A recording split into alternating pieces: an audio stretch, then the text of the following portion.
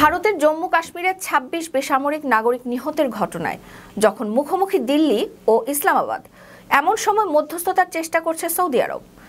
পররাষ্ট্রমন্ত্রী ফয়সাল বিন ফারহান আল সৌদ দুই দেশের সঙ্গে টেলিফোনে যোগাযোগ করেছেন। তিনি ভারতের পররাষ্ট্রমন্ত্রী এস জয়শঙ্করের পাশাপাশি পাক পররাষ্ট্রমন্ত্রী ইসাক দারের সাথেও দীর্ঘ সময় আলাপ করেছেন। এদিকে ক্রমবর্ধমান উত্তেজনার প্রেক্ষাপটে পাকিস্তান তার মিত্র দেশগুলোকে কূটনৈতিকভাবে অবহিত করতে শুরু করেছে। শুক্রবার ইসহাক দার প্রিন্স ফয়সালকে ভারতের একতরফা সাম্প্রতিক পদক্ষেপ সম্পর্কে অবহিত করেন এবং বলেন, এসব পদক্ষেপ কেবলমাত্র দক্ষিণ এশিয়ার স্থিতিশীলতাকে বিপন্ন করছে। ভারতের ভিত্তিহীন অভিযোগ প্রত্যাখ্যান করে দার জানান, পাকিস্তান যে কোনো আগ্রাসনের কড়া জবাব দিতে প্রস্তুত রয়েছে।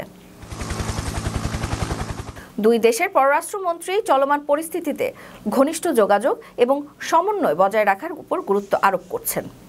পররাষ্ট্র মন্ত্রণালয়ের বিবৃতিতে আরও জানানো হয়, আঞ্চলিক শান্তি ও স্থিতিশীলতার জন্য সৌদি আরব এবং পাকিস্তান একযোগে কাজ করতে আগ্রহী।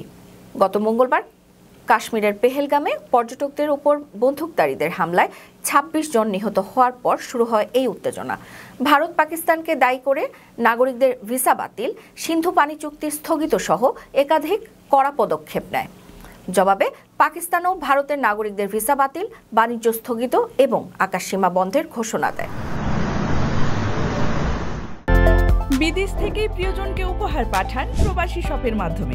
যোগাযোগ করুন স্ক্রিনে দেওয়া নম্বরে।